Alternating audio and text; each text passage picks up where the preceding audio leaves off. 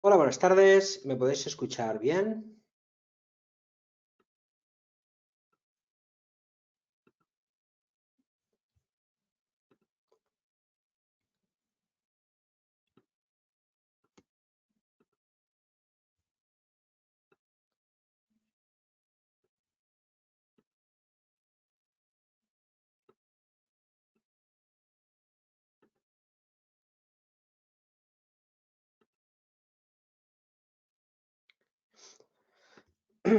Bien, vamos a empezar un webinar de hoy que justo hemos cambiado al comienzo de la semana. Como bien sabéis, todos los viernes nos gusta hacer bueno, pues eventos en abierto para que la gente que está fuera de Blackbird pues nos pueda conocer. Y lo demás, pues para ir, bueno, pues aquellos que tenéis la plataforma y no estáis en la zona premium, bueno, pues que podamos tener un poquito mínimo de seguimiento, ¿no? Entonces, hoy hemos cambiado un poco el objetivo del webinar y la verdad que lo hemos hecho porque nos gusta hacerlo cada vez que el mercado nos plantea algo que merece la pena comentar, ¿no? Entonces, vamos a hacer una pregunta, no sin antes compartir la pantalla. Ahí tenéis. Y la pregunta es, ¿se acerca un nuevo colapso en las bolsas? Esa es la pregunta, ¿eh? Si queréis podéis contestar en el chat un poco la opinión que tenéis. Y luego intentaremos dar, como siempre, un poco de luz o pistas sobre lo que pensamos en Blackbird. Bueno, la verdad que antes de empezar, siempre me acuerdo de allá en 2008, en aquella época, que probablemente yo creo que fue el último gran proceso de distribución que hemos visto en las bolsas, porque desde entonces hemos visto de todo, ¿eh? Hemos visto el Brexit, hemos visto el corralito de Grecia, hemos visto casi la quiebra de España e Italia con el rescate del Banco Central Europeo. Hemos visto al fin y al cabo de todo, hemos visto una pandemia, hemos visto un proceso político de secesión aquí en España, Cataluña. Hemos visto tantas y tantas cosas que yo creo que hemos tenido una década de una increíble intensidad y sobre todo en Europa se refleja en todo lo que es bueno, pues, ¿qué os diría? En todo el mercado que hemos vivido, ¿no? Y un mercado que venía desde el 2009, con lo cual la renta variable europea yo creo que sí que es cierto que ha concatenado un episodio muy lateral de muchos ciclos alcistas, bajistas, de no mucha intensidad. Pero un mercado americano que sí que es cierto que la tendencia ha sido abundante, notable, exagerada, ¿no? Entonces, esa concadenación de dos mercados muy dispares entre sí refleja mucho lo que es el mundo, ¿no? El mundo actual. Y me lleva al recuerdo del 2008, que fue el último gran episodio en que todas las bolsas colapsaron por un tema de una burbuja financiera, ¿no? Y ahí siempre me acuerdo del gran maestro, el señor Huerta de Soto, que él lo explica muy bien cuando habla del ciclo económico, un académico brillante en cuanto a la teoría liberal económica, y que básicamente siempre explica muy bien en cuanto a las crisis financieras que los ciclos económicos se expanden en función del uso o abuso de la expansión monetaria que ha habido en él. Y eso significa que si ha habido abuso de la expansión monetaria, luego se crea una burbuja financiera que destruye todo el valor conseguido, ¿no? Si ha habido un uso adecuado en la expansión monetaria, pues crea riqueza, crea valor y luego la desaceleración económica no tiene por qué terminar en recesión y desde luego en un crash de la burbuja, ¿no? Bien, eso nos lleva siempre al debate si hay burbuja o no hay burbuja. Las burbujas solo se pueden explicar cuando han estallado y ya es tarde. Entonces, entrar en el debate si eso no burbuja es algo que no nos interesa. Pero lo que sí nos interesa es advertir un poco los riesgos y las posibilidades que existen en el mercado de que eso suceda, ¿vale? Entonces, hoy es un buen día para analizar todo esto, para ver y, como siempre, revisar desde las posiciones que tenemos y qué hemos hecho y qué vamos a hacer, ¿no? Porque seguramente es una duda que a todos se os plantea, porque el entrar y salir sin ton ni son es un problema. Y a mí me lleva siempre el 2008, como os estoy insistiendo en este comienzo del webinar, porque en esa época me acuerdo cuando yo estaba, bueno, pues recién había terminado mi experiencia en Morgan Stanley, uno de los principales bancos del mundo, y bueno, y me empecé a organizar mi vida por mí mismo, ¿no?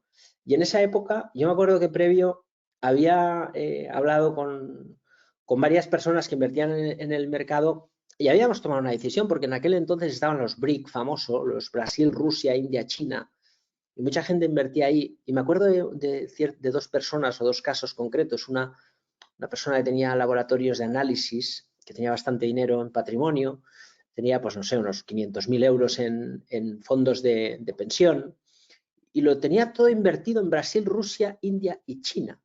Entonces, una persona que tenía casi 65 años, lógicamente, la recomendación era, no tiene ningún sentido que ese dinero que necesitas para la jubilación lo tengas invertido en Brasil, Rusia, India, China, ¿no? Claro, al final, muchas veces la soberbia de las personas es decir, oye, yo no necesito ese dinero, tengo una empresa, funciona, tengo tal. No es necesario que la arrogancia, el desconocimiento de cómo funciona el mercado, nos llegue a tomar decisiones totalmente absurdas, porque perder un 50% de 500.000 euros son 250.000. Quiero decir, perder el 50% de un patrimonio, aunque sea una parte de él, la parte financiera, es muy importante. Tenemos que pensar siempre que la codicia no nos va a llegar a buen puerto nunca. Puede ser que nos perdamos parte del mercado alcista. De hecho, me lleva al recuerdo del caso número 2. En este caso, yo me acuerdo que esta persona, se dice el pecado, no el pecador, yo me acuerdo que había invertido en Alstom, por ejemplo, ¿no? En esa compañía de trenes que había tenido un problema enorme y fue rescatada por el Estado y luego resucitó. En esa época de crisis de Alstom había ganado mucho dinero, no supo vender, gran tenedor de acciones, pero que luego no sabía vender, sabía aguantar y no vender. Y luego en los fondos de inversión hizo exactamente lo mismo. La diferencia es que el caso 2 sí me hizo caso y vendió, para luego recomprar al cabo de un tiempo justo antes de la caída, básicamente por la codicia, porque veía que los mercados se sujetaban muy cerquita de sus máximos, pero no se daba cuenta de que había una distribución enorme en el trasfondo del mercado. Y eso, luego, cuando el mercado empieza a caer, siempre complica. ¿Por qué? Porque la primera fase de un mercado bajista va a empezar con una corrección. Y cuando venimos, vamos a poner el gráfico de... No, dejamos el de Tesla, por ejemplo. Luego podemos tocar más cosas, ¿no? Pero cuando venimos de una acción o de un mercado, de un valor que viene subiendo sin parar, ¿no? Ostras, sabemos que cada corrección en el mercado nos ha premiado con más subidas. Cualquier inversor que esté confiado, que esté invertido y que confíe en cualquier compañía, después de una corrección va a pensar que viene una nueva oportunidad, ¿no? Y esa nueva oportunidad es, bueno, a veces te asustas y si el mercado se estira rápidamente, pues no nos genera ningún problema emocional a la hora de tomar una decisión. Pero eso a veces se acaba. Y el momento de que se acaba una tendencia, cuando ya el proceso empieza a caer, nos puede pasar lo que hoy estamos viendo, por ejemplo, en DocuSign. DocuSign yo creo que es una compañía que abandera ese cambio generacional de las empresas hacia la digitalización. Es una compañía que permite firmar cualquier documento, contrato online a través del correo electrónico. Y ostras, vamos a ver.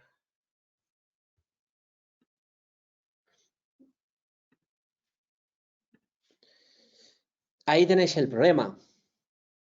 De un día para el otro, 33%, 40% de caída. Cuando la acción, nos ponemos en este punto, cuando la acción, veis, ya lleva una caída de un 26-30%. Eso genera que hoy 57%. Durante todo este proceso de que el precio pues un largo tiempo de distribución, subiendo, corrección, buscando la zona de soportes, proceso lateral, luego incluso es capaz de hacer nuevos máximos. El mercado es muy traicionero y el análisis técnico y del precio nos da mucha información, pero a veces, viendo todo esto, un inversor que está dentro del mercado, feliz y expectante de que el mercado va a subir, siempre vamos a intentar buscar soportes, ¿no? Y a veces el soporte no existe. El soporte es una posibilidad, no es un nivel que el precio va a dejar de caer. Claro, 50% de caída, ¿no?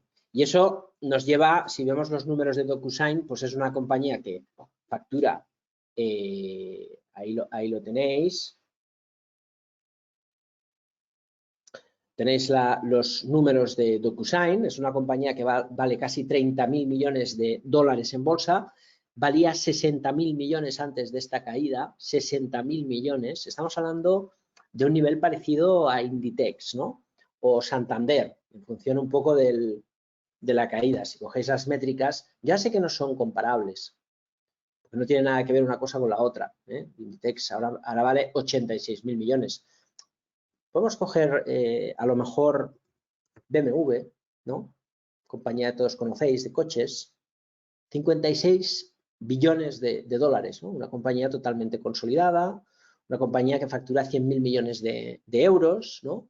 Y una compañía que, bueno, pues si cogemos los datos anuales y cogemos un poco los beneficios, pues bueno, ahí tenéis, ¿no? La compañía capaz de ganar 7, 9, 7, 5, 4 mil millones de dólares de beneficios, ¿no? Si volvemos al caso de DocuSign, yo creo que este caso, aunque no a algunos nos gusta el análisis fundamental o los números, yo creo que es muy significativo porque nos ayuda mucho a entender lo que veremos en el webinar de hoy, ¿no? Que es, vuelvo a repetir la pregunta, ¿se acerca un nuevo colapso en las bolsas, ¿no?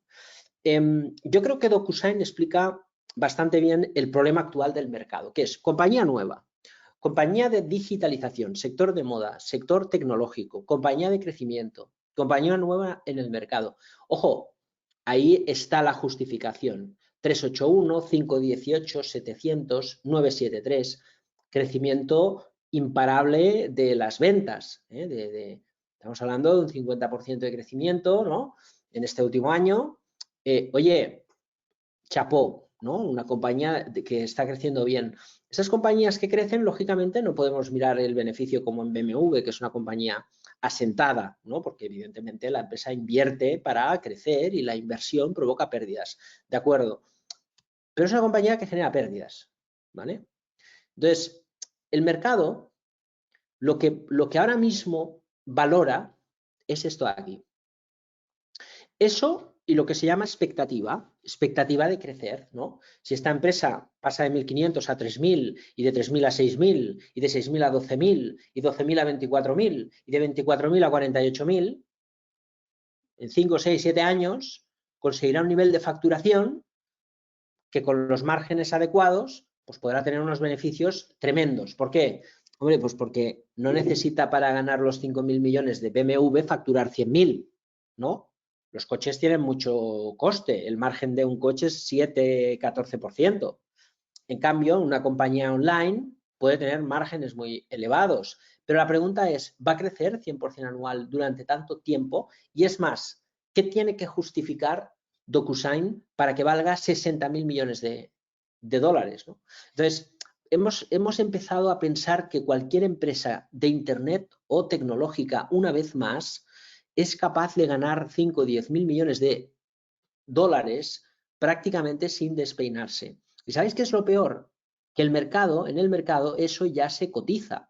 Y eso es muy peligroso, porque el mercado, hay tanto dinero inyectado por parte de los bancos centrales que está cotizando cualquier compañía tecnológica por lo que puede llegar a ser y no por lo que es.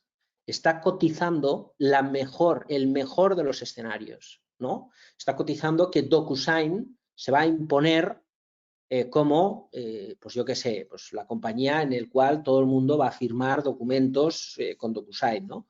Y hay muchos competidores. Entonces, que está muy bien, que son compañías buenas, que tienen buenos márgenes, que crecen, que lo pueden hacer muy bien, pero vuelvo a la pregunta, ¿vale 60.000 millones de dólares? Quizás sí, quizás vale más, pero lo tienen que conseguir. Entonces, una caída del 50%, 57%, 60% deja con 30.000 millones de capitalización. Y volvemos a hacer la pregunta, ¿DocuSign es una compañía que pagando 30.000 millones de dólares de cotización, estamos pagando a 139 dólares, pagando 30.000 millones de dólares, es una compañía que podemos tener una rentabilidad interesante?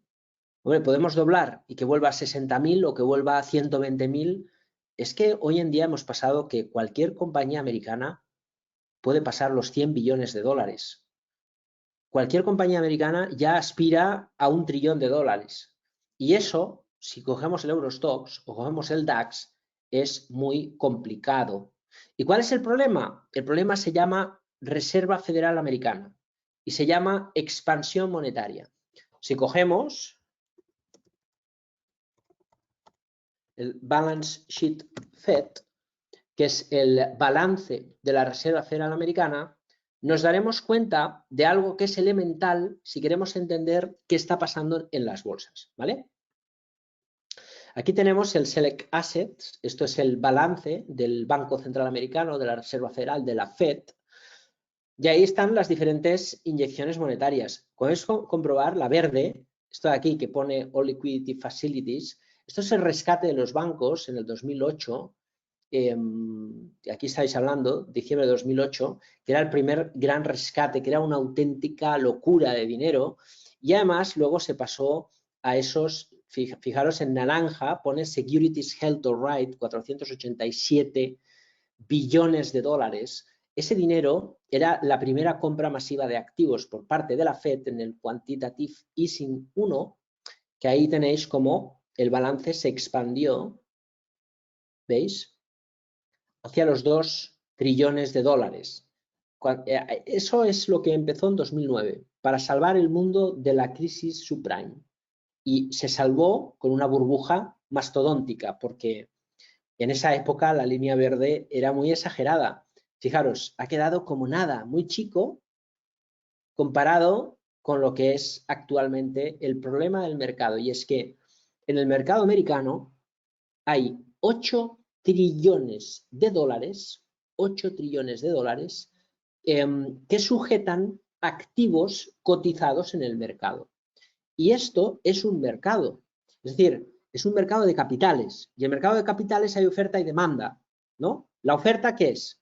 Los activos que están en el mercado ofertados. Por ejemplo, Tesla, por ejemplo, yo qué sé, Nvidia, por ejemplo, ExxonMobil, por ejemplo, el bono americano, los ETFs. Eso son los activos que están en oferta en el mercado.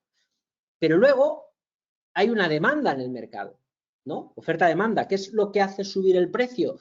La demanda de los títulos ofertados. Si yo mañana pongo a la venta, yo qué sé, imaginaros que Messi gana el Mundial en Qatar 2022 y tira una camiseta firmada. Y esa camiseta firmada la cojo y la pongo a la venta. Solo hay una cosa a la venta y habrá mucha demanda de eso. Y por lo tanto se podrá pagar auténtica barbaridad porque habrá demanda de algo y oferta reducida, ¿no? Entonces, la oferta del mercado es la que son acciones, bonos, etcétera, ¿vale? Y la demanda son 8 trillones de dólares. Quiere decir que esos 8 trillones de dólares, eso ha ido a un mercado que ha inflacionado sus precios. ¿Por qué?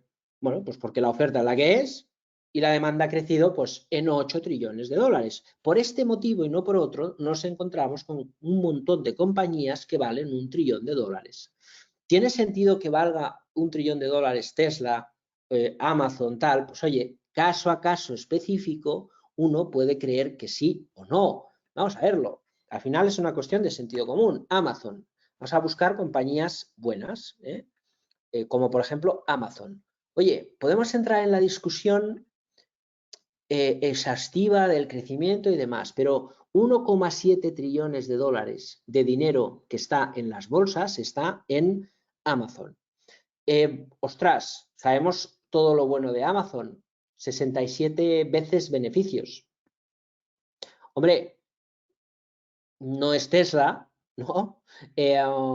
Pero, joder, es mucho.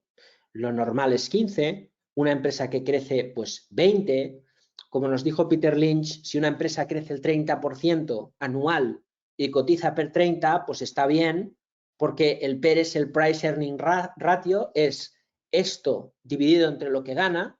Si lo que gana sube, ya puede subir la cotización, porque si la cotización se queda quieta y el precio dobla su beneficio, automáticamente el PER se divide entre 2. Por lo tanto, el crecimiento es el factor elemental a la hora de valorar una empresa. Pero estamos hablando de que incluso, vamos a buscar las famosas FANG, de este ejercicio tan simple, que no nos lleva mucho, pero otro casi trillón de dólares per 22, que podríamos hablar razonablemente correcto, Alphabet. Aquí tenemos 2 trillones de dólares per 27, Apple.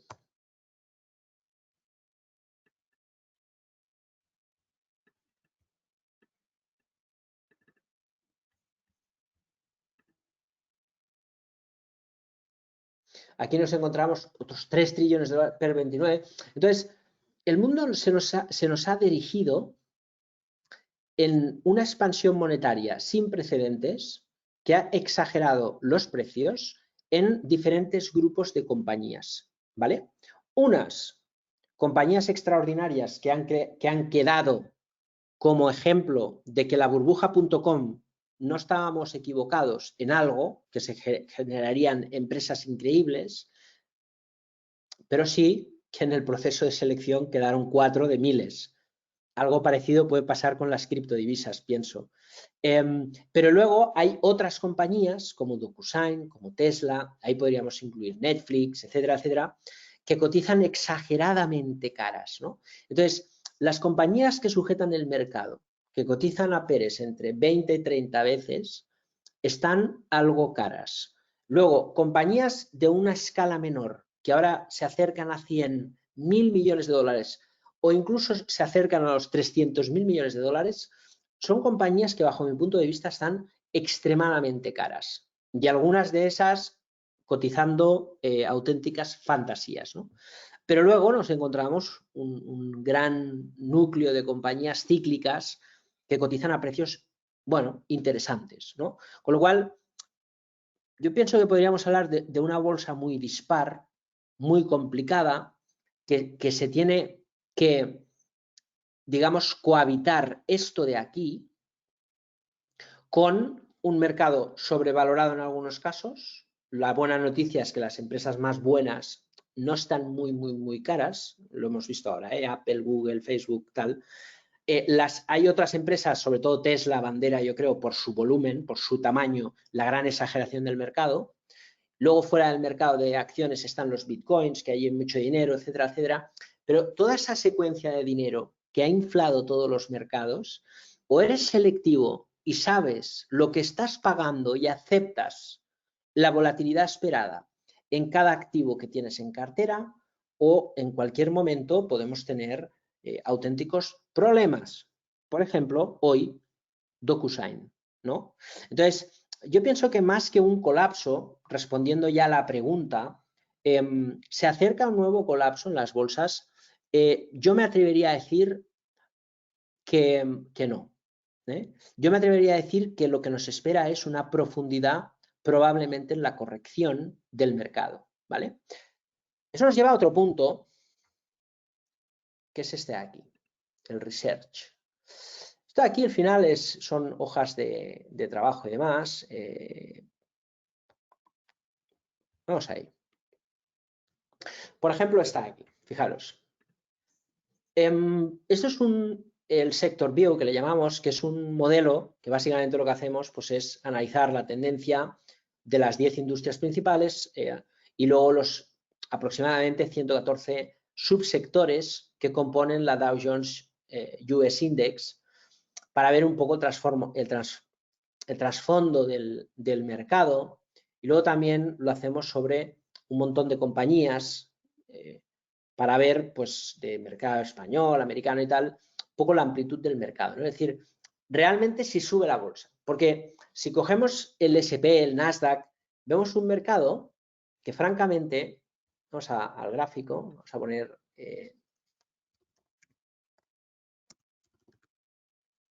o casi más que la tecnología, vamos a poner algo neutral, que es el S&P, y lo vemos bien, ¿no? Mercado americano,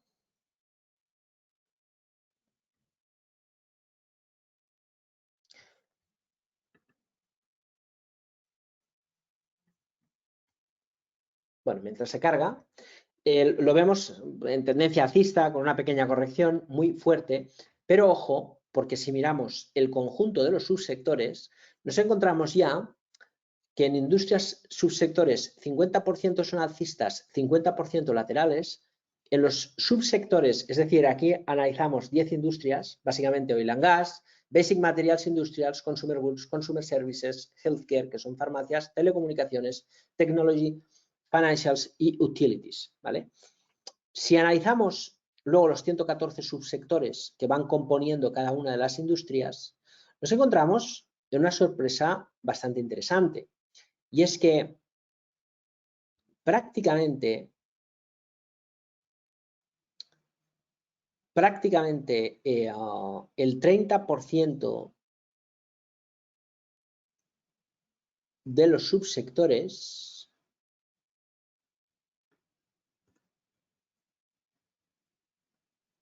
ahora sí, el 25% de los subsectores son bajistas. El 34% son laterales y el 40% solo son alcistas, ¿vale? Mirando los gráficos de los 114 subsectores, algo que hemos hecho parcialmente el lunes pasado en el webinar y la próxima semana también vamos a seguir revisando los subsectores, muy importante. Lo que vamos a ver es asombroso y es que tecnología y consumer goods están sujetando el mercado prácticamente. Y dentro de consumer goods, el subsector de automóviles. Y dentro de automóviles, especialmente Tesla, aunque Ford tampoco anda mal. Y en el subsector de tecnología, básicamente lo que estamos viendo es computer hardware, que es Apple, está aguantando el mercado con los semiconductores. Sí que es cierto que nos encontramos también con las empresas de Internet, etcétera, etcétera, que no presentan patrones graves de cambio de tendencia. Pero todo lo demás, que también hay vida más allá de las tecnológicas, está en una situación muy deteriorada. Telecos bajistas. Utilities, 40% en negativo. Aquí tenemos dentro de los subsectores Consumer Services, 37% bajistas, Consumer Goods, 35% bajistas. El próximo webinar os animo a la zona premium a verlo porque iremos ampliando los subsectores y vais a ver que realmente el mercado está empezando a caer, ¿vale? Entonces, vamos a ver, ahí tenemos por fin el SP 500. Si cogemos el gráfico diario, pues oye, al final tenemos ahí una cierta complicación y luego tenemos el gráfico semanal, ¿no? Yo me acuerdo, ahí tenéis lo que os decía, parece que el mercado está subiendo, no hay una gran fase de distribución todavía. Y eso nos da tiempo y me vuelve a llevar al 2008, nos da tiempo para rehacer, retomar, repensar, etcétera, ¿no? Nosotros en Black Bear hemos tomado una posición absolutamente defensiva. Lo hemos hecho con un plan de trading que todos, bueno, pues habéis ido viendo a lo largo de los webinars que hemos ido explicando.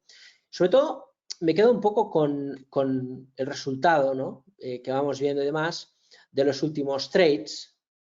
Pues hemos tenido un menos 0,66% de impacto en el swing estratégico. En la parte táctica de las últimas operaciones han sido estas. Hemos sumado un 0,36, por tanto estamos 0,30 en negativo.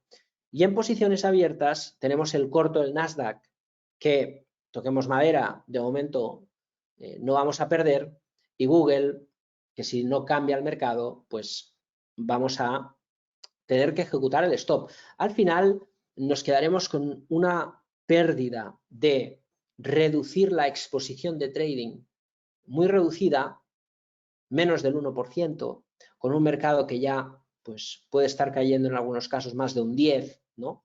Y sobre todo, con un control de la cartera que nos permite estar muy tranquilos porque tenemos 58% liquidez, exposición neta con los swings 60%, con un largo y un corto y mucha liquidez. Y además, un stop en el iShares Oil and Gas que supondría reducir al 50%. Es decir, aplicar a la perfección el plan que teníamos y que denominamos en Black Bear el plan B, el famoso plan B que hemos hablado en un momento que teníamos una exposición neta, ojo, del 104%, buscando agresividad si el mercado decidía acelerar la tendencia. Y esto nos lleva a otro punto, y es, nuestra función, como siempre, no es adivinar el futuro, no tenemos ni idea, nadie sabe qué va a pasar. No somos traders porque somos adivinos. Hay que rehuir de ese debate de esto va a subir o esto va a caer. No lo sabemos.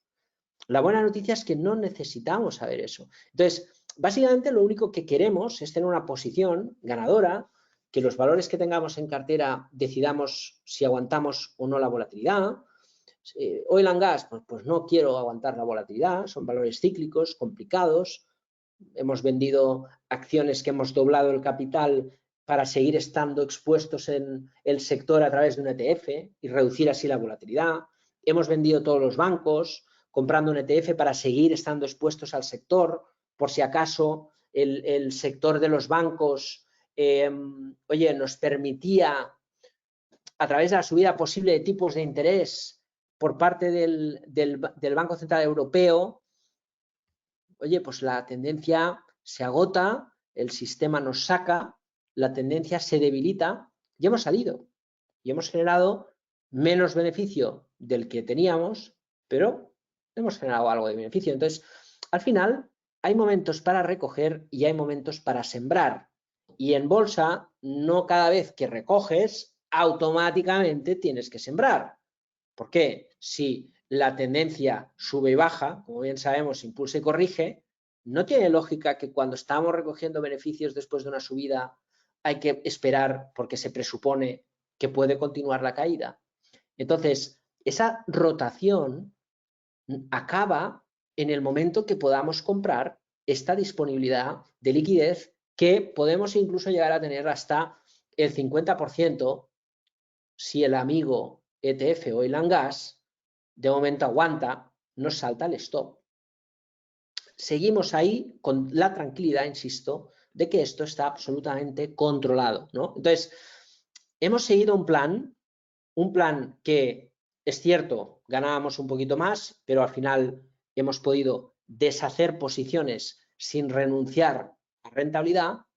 Ahora el trabajo va a ser, como decimos, sembrar. ¿En qué momento volvemos a posicionarnos, ¿no? Y ese es el gran debate porque hemos conseguido refugiarnos una vez más en liquidez.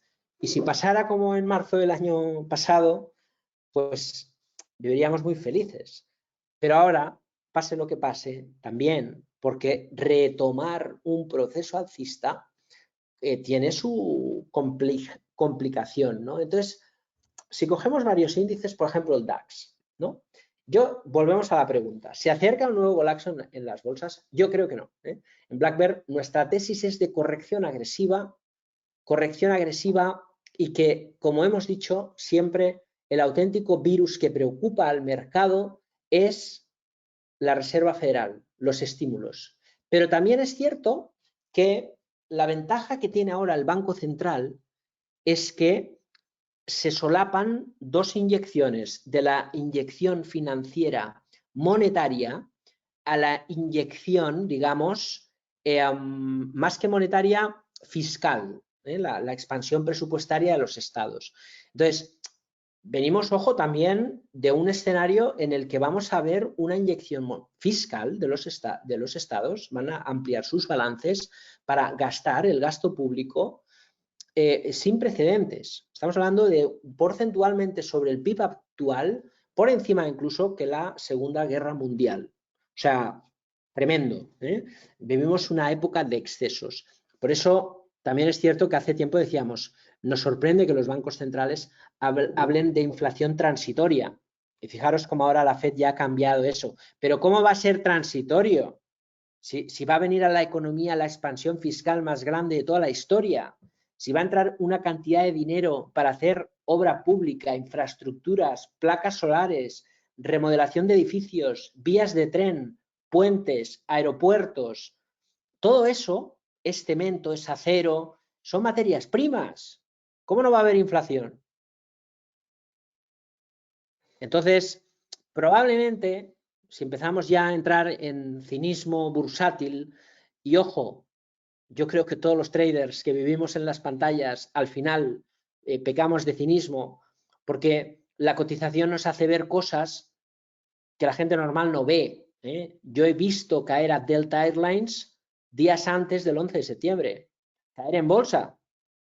Alguien se ha puesto corto, ha vendido sus acciones antes de, y es que lo que pasa en el mercado, cuando la información se sabe, el mercado la sabe antes, porque hay gente que tiene la información. Entonces, en el mercado hay que ser cínico, y el cinismo me hace pensar que la única manera que tiene el mundo de, vamos a hablar solo de bolsa, si no podemos irnos del tema y empezaremos a hablar de teorías conspiranoicas y no es el caso. Podríamos hacer otro webinar, pero nos quedamos con la conspiración monetaria y oye, ¿no será raro todo eso que ha pasado? No hay mal que por bien no venga. ¿Cuál es el agente económico más endeudado del mundo? Los estados. ¿Qué necesitan los estados para pagar la deuda? Inflación.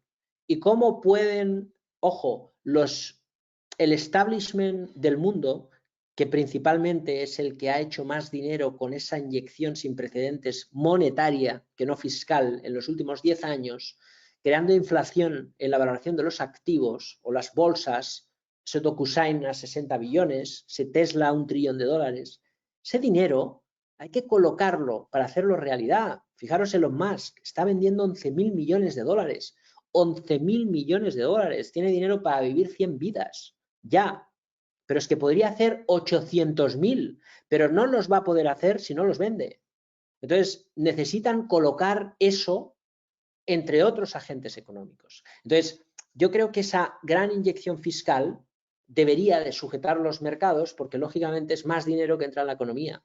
Y ese dinero, al final, es cierto que va a inversión y de inversión va a beneficios y de beneficios va a salarios y es un dinero que crea riqueza y que también va a los mercados. Entonces, claro, estamos hablando de que es muy difícil que con esa inyección fiscal no veamos una rotación en los mercados financieros, que es nuestra segunda tesis. Se acerca un gran colapso en las bolsas, un nuevo colapso en las bolsas. Nosotros pensamos que no, pero precisamente por esa concatenación entre los excesos de la burbuja monetaria a un nuevo impulso fiscal. Luego ya veremos, pero en teoría se hace difícil pensar que eso puede pasar. Eso nos lleva a la rotación cíclica. Si hay inflación, le vendrá mejor a los activos cíclicos. Las pequeñas compañías como Dokusain, ejemplo del día, fijaros que van bien por todo lo que se ha hablado en los últimos 5 años de la zombificación de la economía. Y eso es muy fácil de entender. Si yo quiero montar una empresa y los tipos de interés están al 5% porque hay inflación, yo puedo ir al banco, meter el dinero, que me paguen el 5%, o puedo montar una compañía, tener dolor de estómago, sufrimiento y todo lo que implica montar una empresa para tener una rentabilidad. Si yo tengo que ganar menos del 5% que me paga el banco, ¿para qué voy a montar una empresa? Me voy al banco, hago un depósito y no asumo ningún riesgo, ¿no?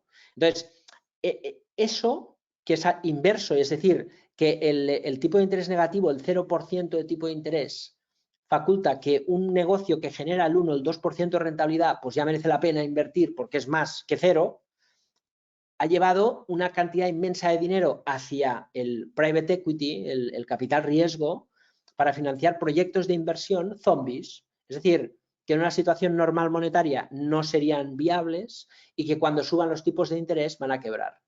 Y ahí las tortas van a ser importantes, ¿no?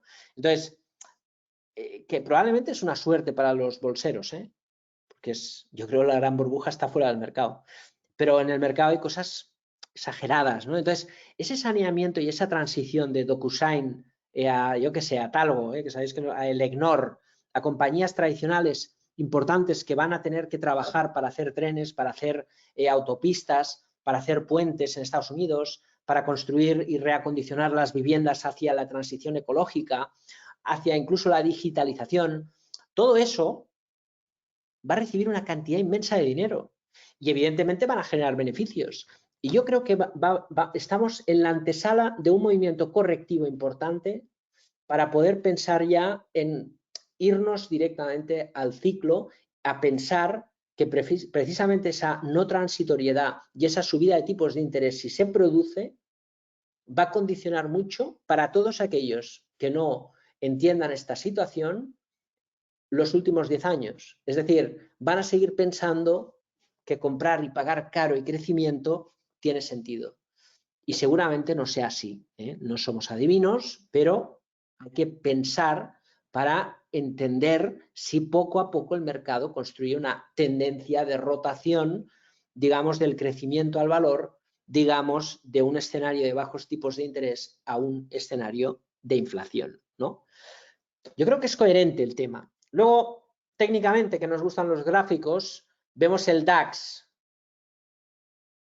No sé si habéis estudiado análisis técnico, pero ¿acaso la vela de la semana pasada es una vela de mercado corrigiendo la ruptura de nuevos máximos? No, en una semana el mercado anula un trabajo de 6 meses. Eso en mi casa se llama distribución o, si queréis, empapelada. Mucho cuidado.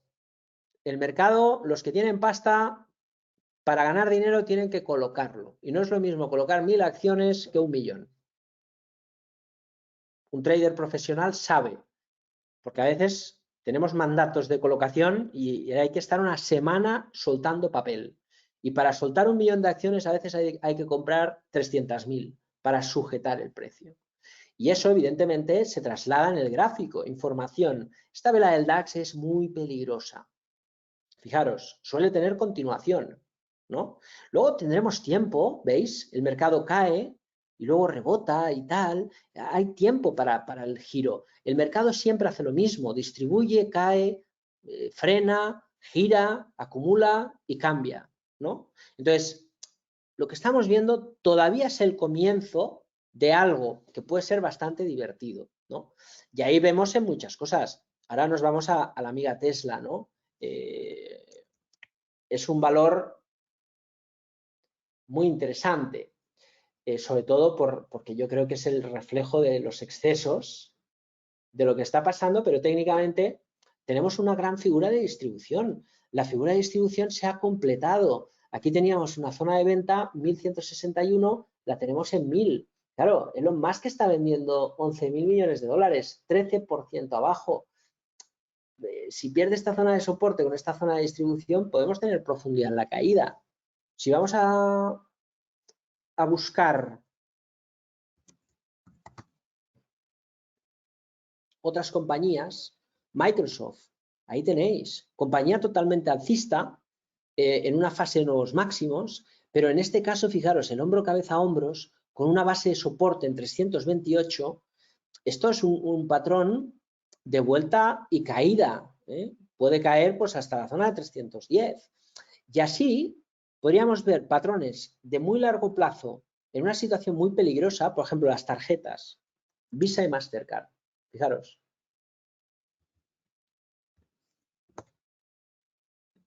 Ahí tenéis instrumentos de pago, tarjetas de crédito.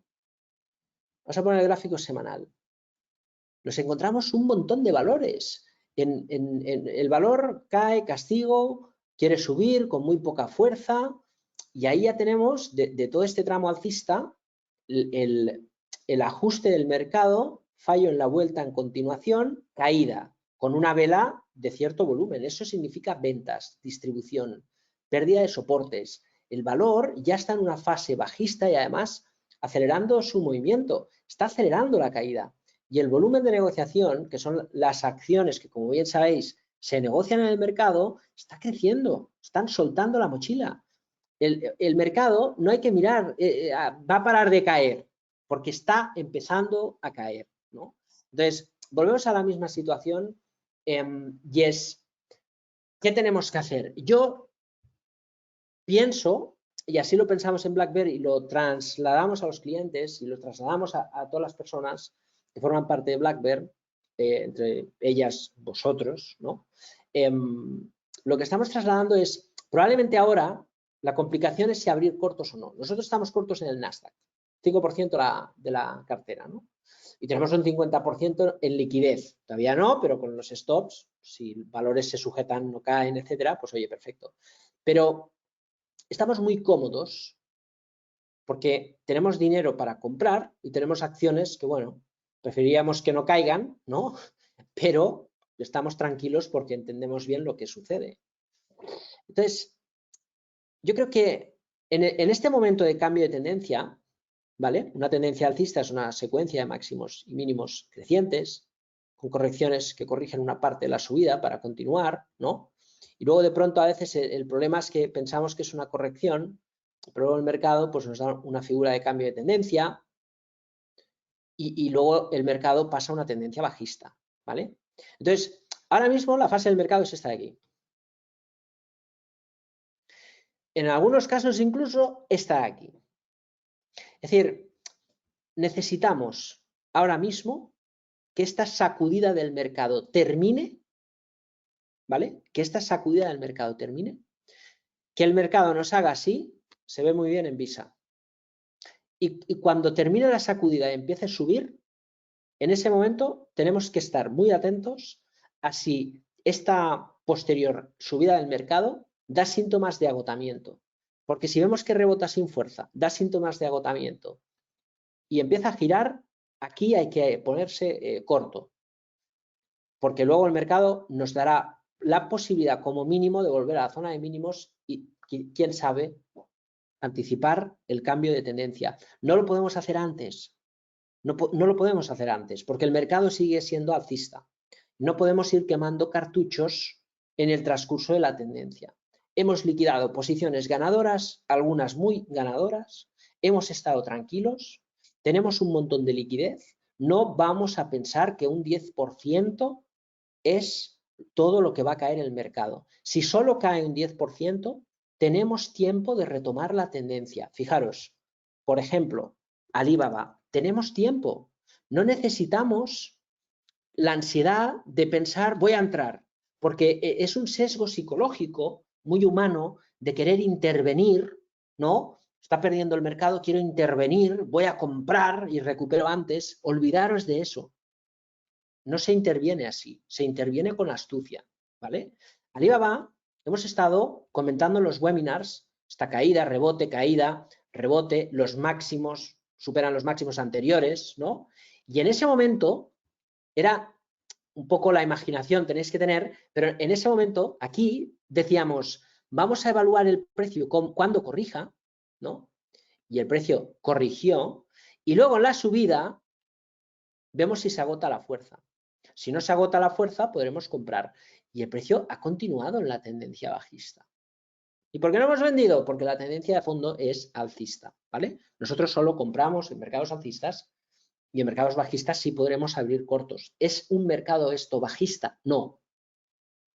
Es un mercado en distribución y en algunos casos, según lo veamos, avanzada, ¿no? Pero tenemos tiempo de reposicionar, no os preocupéis. Si el mercado se la pega rápidamente y las próximas semanas vemos un crash en la bolsa que se lleva al mercado un 35% de su capitalización, mejor, traemos y el mercado se recuperará. Si el mercado gotea y va haciendo un movimiento bajista a medio plazo durante unos meses, el próximo rebote vamos a intentar abrir cortos. Y entonces tendremos liquidez, tendremos unos largos y unos cortos. No iremos asumiendo riesgos exagerados. lo iremos haciendo como siempre, gradual, ¿no? Tenemos corto del Nasdaq, bueno, ya tenemos uno. Entonces, hay que ir poco a poco, pero esto es una oportunidad, porque Alibaba a estos precios ya empieza a ser un caramelo. Vamos a seguir dejando que caiga. Vamos a seguir mirando la tendencia. Si llega a 50, compraremos sin mirar, porque ya el margen de seguridad es preciso. Pero como no está en 50, vamos a dejar que esto caiga, ¿vale?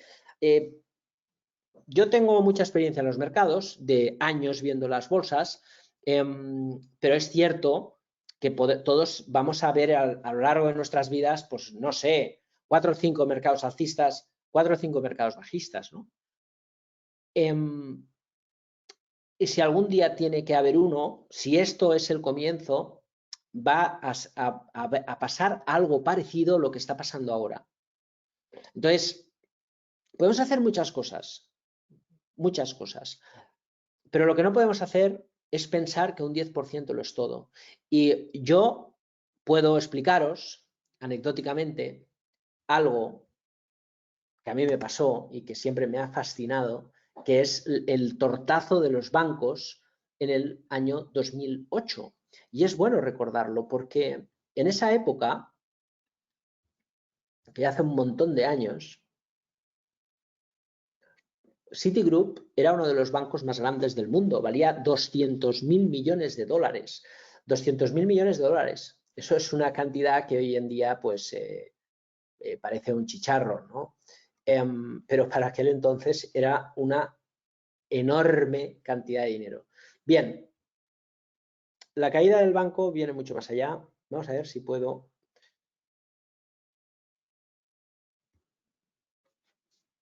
Si podemos ver el gráfico desde 2008, vamos a tener que cambiar la escala logarítmica porque es que si no, no nos deja ver el gráfico de la castaña del banco. O sea, hay tan rango, 98% de caída. Bien, el Citigroup, que era el gran banco, en esta época la amplitud del mercado, el mercado americano, realmente lo que hizo el Dow Jones, en esta corrección que se llevó los bancos, estamos hablando de enero, abril, esto que es 12 del 2001, exactamente. Para ya comienzos del 2007 el mercado americano corrigió. En este rebote de los bancos el mercado siguió haciendo nuevos máximos. En esta caída el mercado corrigió y en este rebote el mercado siguió haciendo nuevos máximos. El sector bancario venía advirtiendo de su debilidad pues casi un año antes. Claro, ¿qué pasó aquí? Fannie Mae, Freddie Mac, las hipotecarias que quebraron. Luego vino la quiebra de Bear Stearns, luego vino la quiebra de Lehman Brothers y luego el colapso de todo el sistema y el rescate de los bancos, que es lo que permitió sobrevivir a Citigroup, ¿no? Claro, yo me acuerdo de esa época que ¿sabéis en qué momento la gente empezó a tener pánico? Aquí.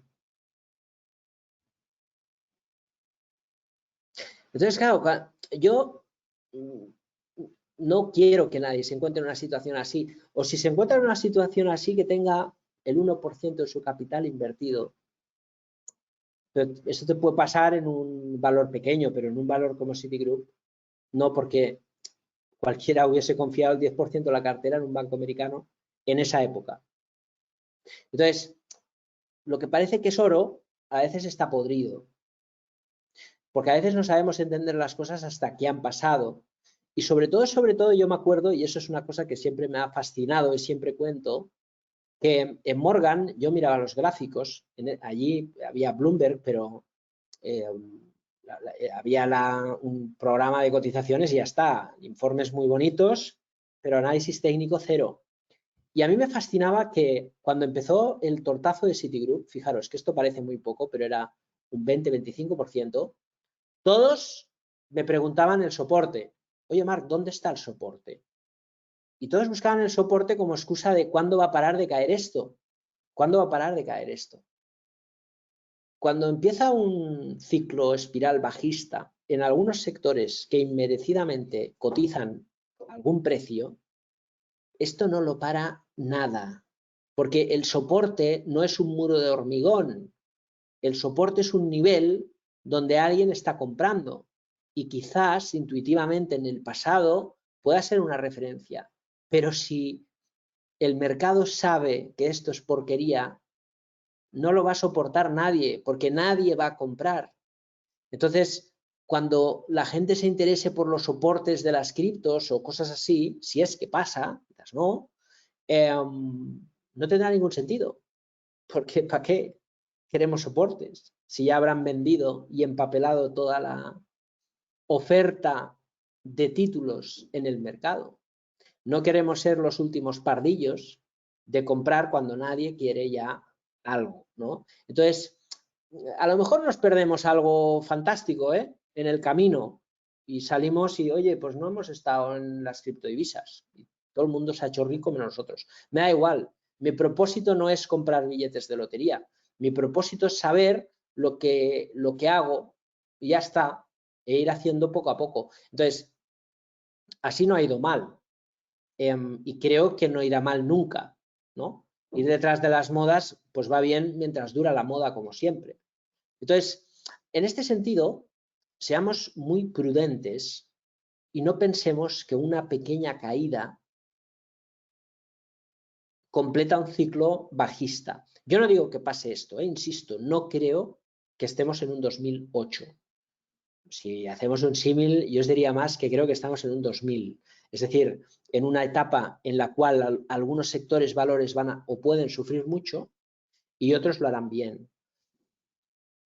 Incluso podríamos estar en un 87, pero yo creo que a día de hoy no, que estamos más por ahí en un mercado que selectivamente ha inflado algunas cosas de manera desproporcionada, otras cosas están caras y pueden corregir perfectamente un 30-35%, como son las FANG, por ejemplo, pero que no le veo mayor peligro, no es Enron, no es Humo, son empresas impresionantes, un poquito caras.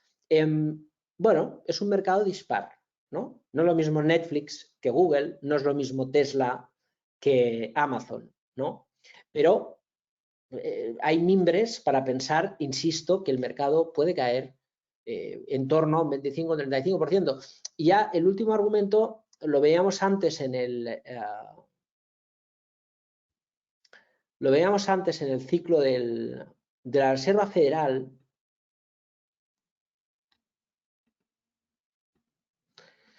En el balance de la Reserva Federal, lo veíamos antes,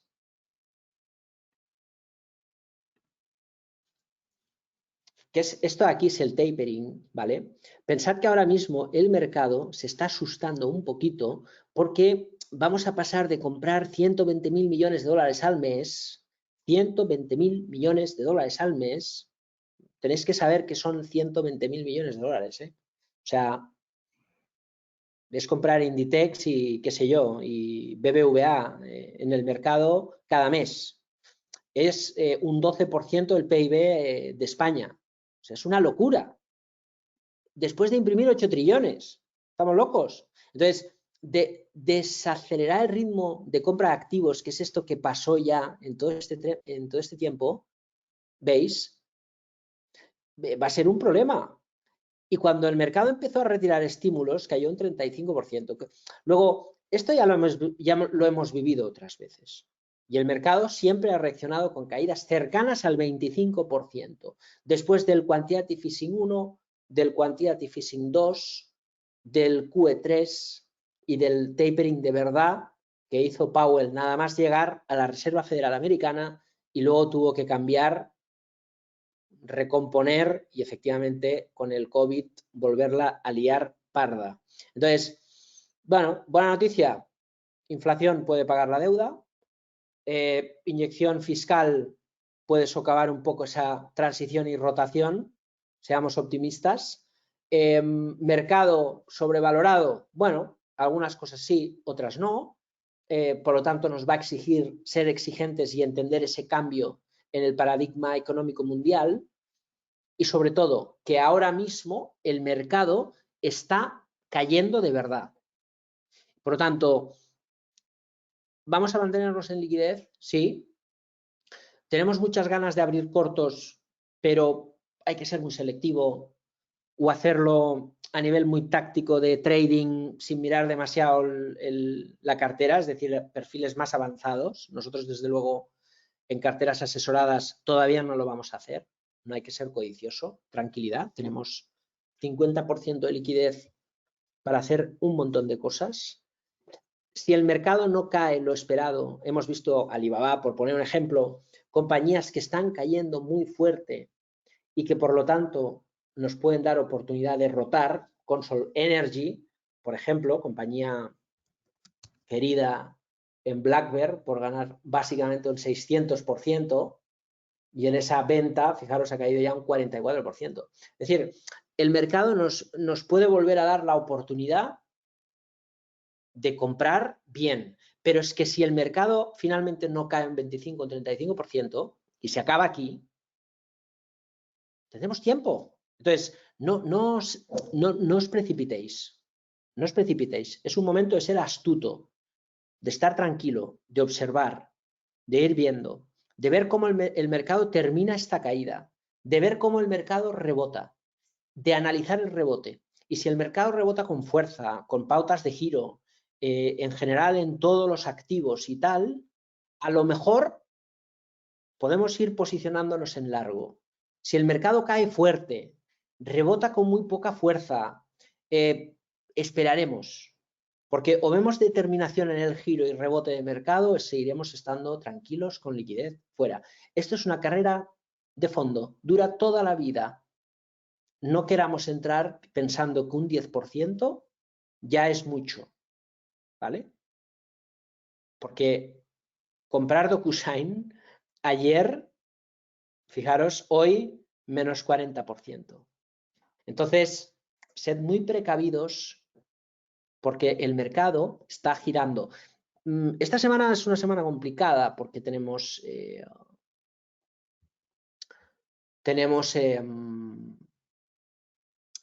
vacaciones y demás, pero bueno, estad atentos en la zona premium porque en Black Bear nunca paramos. Cuando hablen las bolsas estamos ahí, y cuando hay volatilidad, pues más que nunca.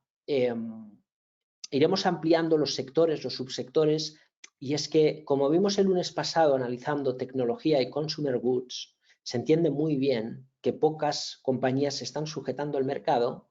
El próximo día iremos ampliando en otros sectores y valores, y realmente el mercado está cayendo. Entonces, vamos a intentar estar tranquilos, mantenernos en liquidez. ¿Por qué no probar algún corto si el mercado está en debilidad? Especialmente si el mercado falla en el rebote y vuelve la caída y nos dice, hey, esto ya es un mercado bajista, entonces sí podemos ir con cierta determinación ahí. Y si el mercado frena y gira, tenemos tiempo. Hay acciones que se están poniendo a precios muy atractivos. Y creo que, una vez más, hemos sabido anticipar esta volatilidad. Y ahora el trabajo determinación para entrar, marzo del año pasado, incluso antes del crash, determinación para vender cosas que no habían caído y tener algo de liquidez para contraatacar. Vender ahora en esta fase alta del mercado, y ahora el trabajo es estar tranquilos. Tenemos que ver en qué momento entramos, ¿vale? No será fácil, pero siempre es más fácil ver los toros de la barrera que salir a torear, como se dice en el mercado, y siempre es mejor ver cómo algunos precios se están poniendo muy atractivos, sabiendo que tenemos bueno, pues la oportunidad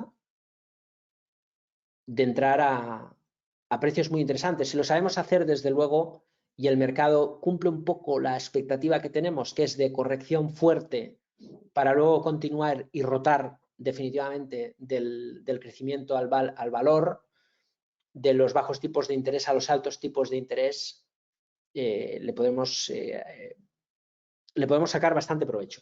Lo hemos hecho en las carteras de fondos, que ya de por sí son muy conservadoras, pero que los inversores que queréis ahorrar, que no queréis sobresaltos, que no entendéis bien los mercados, estáis tranquilos. Hemos hecho los deberes también previo nadie va a eliminar la volatilidad en las bolsas, ¿no? Pero sí volatilidades aceptables. Y en renta variable creo que, bueno, desde el 2013, creo que exceptuando el 2015, que nos costó un poquito intuir las caídas, el resto del tiempo más o menos lo hemos podido cotear en un mercado que en Europa no ha sido fácil. En fin, vamos a las preguntas, tranquilidad, y terminamos con una respuesta clara. ¿Se acerca un nuevo colapso en las bolsas? Pensamos que no. Pensamos corrección fuerte para luego rebote cíclico impulsado por el New Generation Fund en Europa y el Plan Biden. Si nos equivocamos estando en liquidez, no habrá ningún problema. Estaremos encantados y colapsa el mercado, lo veremos bien.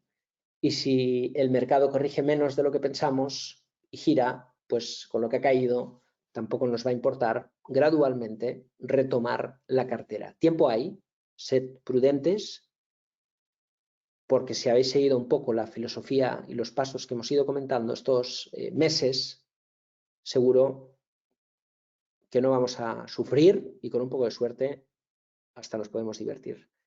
Bien, me preguntáis por ahí.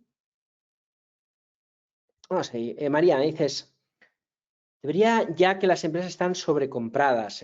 Creo que no tendríamos que plantear lo siguiente. No tendríamos que plantear, nos quieren hacer creer que se acerca un colapso a las bolsas. Bueno, eso al final yo creo, Carles, que cada uno tiene que hacer su propia composición de lugar, ¿no? Al final la única opinión válida que existe en esto del mercado, ¿sabes cuál es? La única opinión que sirve es la opinión del mercado. El resto de opiniones son opiniones que normalmente, por norma general, se atan a una predisposición que cada operador tiene y con el sesgo predictivo. Y eso no nos lleva a ningún lado porque no hay una razón en el mercado, hay muchas, ¿no? Y la razón correctiva del mercado, pues puede encajar perfectamente en muchas posiciones. Lo que no podemos hacer es tener una predisposición y en base a ellas actuar, porque si no, ¿por qué no lo hemos vendido todo? ¿Por qué simplemente hemos vendido lo que estaba caro, lo que ha subido? Hemos recogido beneficios, ¿no? Hemos recogido la siembra. Hay cosas que hemos sembrado y no nos han dado frutos. Yo no voy a vender el Elecnor, Talgo, etcétera. Estamos pensando en Telefónica, por ejemplo. Mira, este es otro ejemplo, ¿no? Es decir, podríamos vender Telefónica. Hemos comprado más o menos a los 4 euros. Con el pago del dividendo pues está más o menos igual. Aquí un soporte. Pues es una posibilidad. Si mañana viésemos, yo qué sé, imagínate, vender Telefónica para comprar Alibaba, pues a lo mejor tiene sentido. Estamos de momento confortables. Está ahí al mismo precio. Pero si el mercado sigue apretando y esto pues está en precios razonables, no vamos a tener ningún problema en venderlo. Hay otras acciones que no queremos vender. Pero me refiero a que no vendemos a salto de mata, porque si vendemos porque tenemos miedo del mercado, nos hacemos un flaco favor. Lo que hacemos es rotar y la rotación no es vendo esto para comprar lo otro. A veces sí, pero ahora tal y como está el mercado es vendamos con Solar Energy a 30. Fijaros que ya ha caído un 40%, ¿no? Hemos vendido un montón de cosas y con el paso del tiempo están cayendo. Entonces, ese dinero que tenemos es dinero que ya está en el bolsillo de verdad. Y ese dinero que tenemos ahora para comprar, pues con un poco de suerte podremos comprar cosas a precios muy interesantes. Entonces, que colapse o no el mercado, que nos quieran hacer creer o no, bueno, puede ser. Pero yo, a lo largo del tiempo, te diría, Carles, que el indicador que mejor nos está advirtiendo de todo eso es la amplitud del mercado. No ver un índice, no ver 4 acciones, ver todo el mercado, constantemente. Y yo no lo miro cada semana, ¿eh? Yo miro los índices y cuando vemos algo, entonces miramos el trasfondo del mercado. Cuando vemos que se agota la subida de una tendencia alcista y está, pues como ahora, acelerada, miramos la amplitud del mercado. Si la amplitud es sana, pues estamos tranquilos. si la amplitud empieza a decirnos, hey, lo vimos un día en los webinars, os dije, ostras, los subsectores aguantan bien, pero las acciones está empezando a haber debilidad. Y fijaros, ruptura de los índices, fallo. Porque los índices al final es una media. Lo que, como son medias ponderadas, ayudan poco. Sería ideal tener el DAX 40, pero que no fuera ponderado por capitalización. Entonces sí tendríamos índices más fiables. Claro, no hay nada perfecto, ¿no? Pero lo podemos hacer con el trabajo que hacemos. Entonces, yo pienso que, bueno, pase lo que pase, estamos cómodos. El problema es que si ahora gira el mercado y vuelve a los máximos, entonces tendremos que correr. Pero insisto que hay cosas que, más allá de las grandes compañías, se están poniendo francamente interesantes. Por ejemplo, Alibaba. Y lo que hay que evitar, ejemplo, DocuSign. Ernesto dices es muy posible por la vela de hoy del SP 500. Hombre, no lo hemos visto, pero la verdad que nosotros estamos cortos en el Nasdaq, no porque sea el más débil, sino porque las correcciones a veces, la sobrecompra corrige más, ¿no? Y estas dos velas del Nasdaq son velas analíticas. Esto es una envolvente bajista después de subida, es un patrón ahorcado, continuación alcista, envolvente bajista. Estos contraataques, estas sacudidas del mercado en esta fase, hombre, es peligroso. Luego la amplitud del mercado nos dice, hey, podemos abrir cortos, porque si no lo hubiésemos hecho otras veces. Pero si nos ponemos a 3 meses gráfico diario, ostras, es que esto es un patrón de cambio de tendencia como una catedral. Ahí tenéis el fallo, el hombro, cabeza, hombros, la pérdida de soporte, el pullback, la continuación, corto 1, corto 2, corto 3, nos está dando un montón de opciones de abrir cortos. Claro, un corto muy táctico. Ponernos cortos aquí, hombre, o eres muy audaz, estás encima del mercado. Nosotros a nivel de trading lo hemos hecho, pero no es necesario, porque son cantidades muy pequeñas. Entonces, la de verdad será cuando el mercado no nos presente esto, que es muy táctico, sino nos presente movimientos un poco más estructuralmente cambiantes. Mientras eso no pase, vamos a pensar en un proceso correctivo. Un proceso correctivo que podría llegar al Nasdaq sobre los 11.000 puntos. Que, oye, sigue estando por encima del pre-COVID, Quiero decir, tampoco es mucho. Y no deja de ser, pues, más o menos el 50% de toda la subida post-pandemia. Entonces, vamos a ver lo que pasa. A lo mejor no corrige un 35, a lo mejor acaba en un 15. No lo sabemos. No tenemos ni idea. Pero creo que con liquidez esa respuesta se antoja mejor. Y un cambio de tendencia, pues a lo mejor sería esto, ¿no? Y fijaros que esto nos llevaría a un menos 15, ver soporte, ver que sube, estar tranquilos, pensar que se ha acabado, estar 100% invertidos. A esto se le llama la trampa alcista, el famoso bear trap, la trampa de los osos, y luego zasca, galleta, ¿no? Entonces, ya os digo que cuidado, que todo esto está en una fase de deterioro, va a tardar meses entrar en una fase de normalidad, vamos a tener que esperar la caída, vamos a tener que ver cómo rebota. Si acaba aquí y rebota, será una cosa, si llega a los 14.500 otra, lo iremos viendo. El tema es cómo lo vamos gestionando y ser selectivos en los trades. Claro que lo vamos a intentar, pero poco a poco, ¿vale? Manuel, dices, yo no creo que aún haya colapsado, más bien creo que esta es la oportunidad o el momento en el que los incautos se sumen y hagan un all-in y limpiarles el bolsillo con otra subida. Puede ser, puede ser. Compañía nueva es menos de 5 años. Bueno, a ver, es relativo. Nueva en teoría es nueva, ¿no? Lo que pasa es que a veces una compañía sale bolsa y lleva 10 años operando. Ya a veces digo, puedo decir una compañía nueva y a lo mejor es cierto que no es tan nueva, ¿no? Pero me refiero, no sé, Starbucks, por ejemplo, se me viene a la cabeza, que tiene un porrón de años y es nueva en cuanto al proceso de expansión y tal, ¿no? Bueno, ahora no, en 2008, ahora no es nueva de ninguna manera. pero hay momentos que una empresa puede tener ciertos años y luego pues sale el mercado, etcétera, ¿no? No sé exactamente en qué momento habré comentado compañía nueva ni qué compañía. Si me lo recuerdas, exactamente te diré por qué me refería en esos términos. Si cae el mercado, ¿por qué no cae el petróleo? Bueno, el petróleo es otro activo cotizado, descorrelacionado.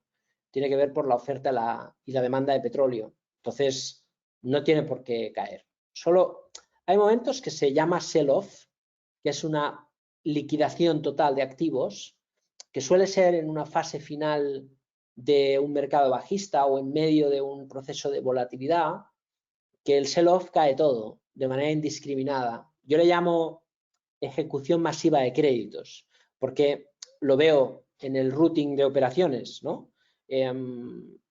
Cuando hay mucha volatilidad, luego el routing hay un montón de trades que es o ejecución de stops o que por política de riesgos el departamento de control cierra posiciones en lo que se llama un margin call, ¿no? Entonces muchas veces el crash es eso, cae todo tan rápido, ¿por qué? Pues porque hay gente muy apalancada y luego pues el broker tiene que cerrar sus posiciones para que no provoque pérdidas a la entidad, ¿no? En el crack de la pandemia hubo un broker en España que quebró precisamente por eso, porque el crash pilló con posiciones fuertes en derivadas y generó un problema. Entonces, bueno, el petróleo pues está ahí en esta fase correctiva. Vamos a ver qué pasa. Yo creo que en principio tendría que volver a las subidas, luego veremos, ¿no? Pero vamos a ver. Más preguntas. PayPal. Bueno, en general, instrumentos de pago está todo bastante negativo.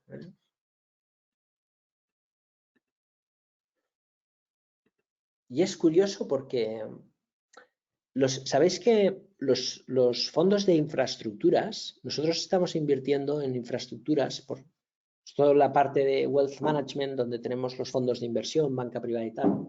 Y hablamos con las gestoras de fondos y está entrando mucho dinero en los fondos de infraestructuras. Y dentro de las infraestructuras están hablando de torres, por ejemplo, las de Celnex, y están hablando de empresas de instrumentos de pago. Porque las empresas de instrumentos de pago forman parte de la digitalización, ¿vale? De cómo las empresas tienen que pasar a un formato de pago online.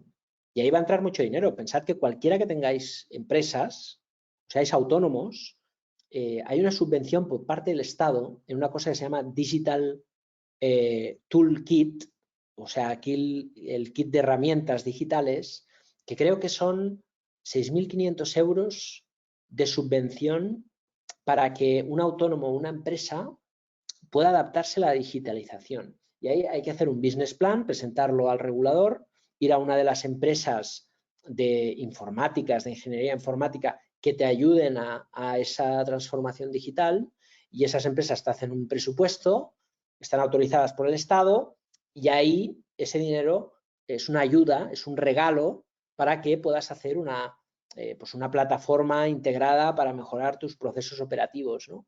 Y eso es la digitalización, y los instrumentos de pago han subido un montón por eso. La pregunta es, fijaros lo que es el mercado, ¿no? Estamos en la antesala de todo esto y tenemos una castaña tremenda al 43%. Mastercard, Visa están igual. Entonces, a veces el mercado tiene estas cosas. O las energías renovables. Nosotros estamos muy interesados en comprar energía solar, ¿eh?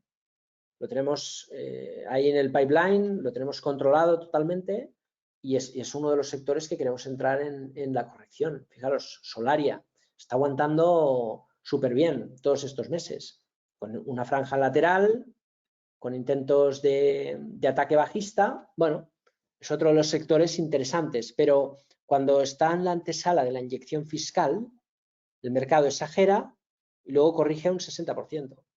Bueno, vamos a ver, ahí sí que hay un proceso de suelo largo, ¿no? En algún momento seguramente nos dará una opción, o incluso Moderna, que ahora la cosa ha cambiado por el virus este de las narices, y sus mutaciones, pero fijaros, 60%. Luego la peña con el Omicron se vuelve loca, 80% y pillados.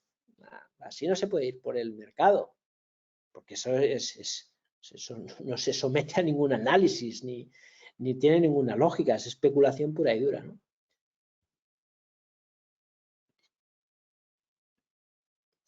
Genaro, no he podido estar en los primeros minutos.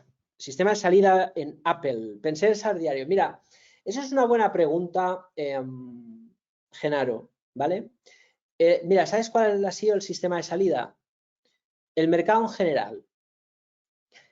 Nosotros tenemos un sistema de salida. Admito que he hecho trampas, lo admito, pero la sensación general del mercado y ver un poco los resultados que teníamos en las carteras, viendo un poco el resultado, oye, lo que hicimos es, vamos a amarrar, sabemos que en este caso una operativa táctica de media, pues nos suele dar, bueno, pues 7-8%. En iShares Semiconductores salimos por objetivos y aquí igual. Es cierto que no hemos dejado correr la tendencia, pero bueno, eso nos ha ayudado a que podamos sumar algo de performance, mantenernos tranquilos. Es cierto, he hecho trampas. El sistema no hay que tocarlo, ahí está, y probablemente sería mejor haber vendido a cero que con el parabólico. Pero bueno, al final hemos tomado la decisión, la compartimos, la pusimos en las alertas, como siempre os lo explicamos todo, y que podáis valorar. Podemos utilizar el sistema que queramos, y yo recomiendo no hacer trampas, pero bueno, dada la situación actual del mercado, he priorizado mantener el máximo posible resultado positivo y defender la liquidez. Pero es cierto, me puedes tirar de las orejas porque he hecho trampas y yo soy humano y evidentemente no soy un robot, pero hemos priorizado mantenernos en beneficios, sobre todo para que el resultado operativo, si esto es cero, pues claro, luego de todo este tramo, pues no sería un 0,36, sino que sería, ¿no? Si hubiésemos ido mejor en esta secuencia de trades, que hay varios negativos, si hubiese sido, pues yo qué sé, esta etapa, probablemente hubiese dejado el sistema. Pero cuando empieza a fallar mucho el stop y tal, a veces el propio resultado ya te indica que el mercado no cabe de tirar, ¿no?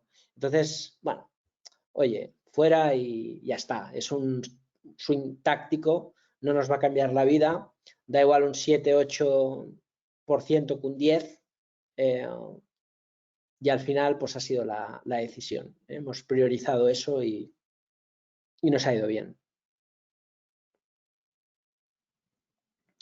¿Crees que podría funcionar el oro como refugio? No lo sé, Roberto. Ojalá lo supiera, ¿no? La realidad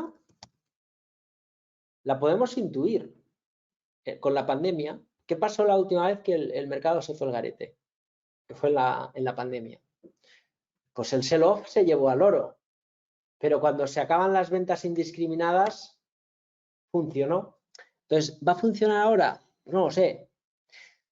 De momento está débil. Nosotros hemos intentado entrar en la plata y ñap, afortunadamente nos ha saltado el break-even porque anticipamos, pero volvemos a la base de soporte. Sigue estando ahí, vamos a verlo. Podría ser, pero vamos a verlo. 3-5 libros que recomendarías. Alguno de análisis técnico, nos dice Alberto. Me lo guardo para el final.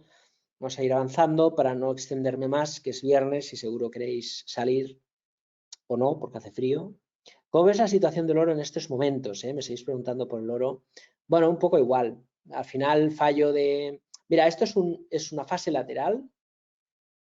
Aquí estamos de acuerdo que tenemos un soporte, un subidón. Eso es una pauta de continuación, exagerada, es cierto.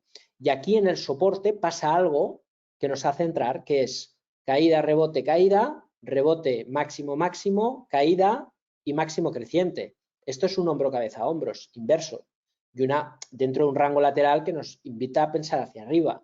Entramos, si el precio arriba sube arriba, nos podemos plantear entrar en breakout y acompañar el movimiento. Si el precio fracasa, nada. Oye, no pensábamos que fracasaría aquí, pero afortunadamente nos anticipamos en esta vuelta y esta subida nos permitió proteger el capital. Bueno, en esta ocasión pues hemos perdido cero. Pero está claro que el precio ahora, ¿qué tendría que hacer? Fíjate, está en un soporte. Cualquier vela tipo esta nos puede dar una pista de entrar y podemos anticipar, ahora la vuelta sería en doble suelo, ¿no? Claro, la anticipación siempre tiene que si anticipas y aciertas rentabilidad-riesgo, te cubres de gloria. Si esperas el patrón en confirmación, rentabilidad-riesgo es 1 a 1. Entonces, a lo mejor, si vemos velas tipo esta, que es una estrella, un martillo, o alguna vela parecida, una envolvente la semana que viene, se puede anticipar. ¿Por qué no? Pero ya tú tienes que decidir si tienes un tipo de trading que cada vez que fallas pierdes un 0,15, un 0,20% del capital como mucho, y tienes muchos cartuchos para quemar, o tienes una cartera más bien pequeña que, claro, para que no te crujan las comisiones, pues cada vez que pierdes el 1%. Entonces no, entonces tienes que ser un filtrador, ¿no? Ahí ya dependiendo, pero yo creo que hay debilidad. Nosotros entramos, Si me preguntas si entraría, lo tendría que ver muy claro, porque estas velas, estas de aquí, no es esto, ¿no? No sé, hay figura de vuelta, fallo, no ha habido mucho máximo, no me acaba de despertar interés, no me acaba de convencer lo que estoy viendo ahora mismo en el mercado, en la plata, con lo cual prefiero ser selectivo. Rafa, dices plantear en US Global Jets, Estados Unidos. ¿Podrías indicar cómo hacerlo? Rafa dice, oye, aquí tenemos que ver los ETFs. Desafortunadamente no podemos comprar los ETFs americanos. Sí podemos comprar CFDs sobre los ETFs y eso realmente es totalmente ridículo. Hay que decirlo así, porque al final el papelito de armonización está muy bien, pero si nos dejan hacer lo mismo con el CFD que con el ETF y con el riesgo del CFD, pues sinceramente no tiene ningún sentido. No conozco ningún ETF que invierta en ese sector, Rafa, pero si quieres, mándanos un correo a operativa@blackbear.es y miramos los componentes. Si tú quieres invertir, tienes que mirar los componentes, ¿no? Por ejemplo, energía solar. Yo tengo los ETFs, el Invesco Solar, ¿vale? Fíjate cómo la ruptura y tal, y al final al foso. Y el otro, el Global Energy, de energía renovable. Entonces, de estos dos, yo miro sus componentes, que son todos estos de aquí, los principales, y luego algunos los dejo descartados y otros en el radar.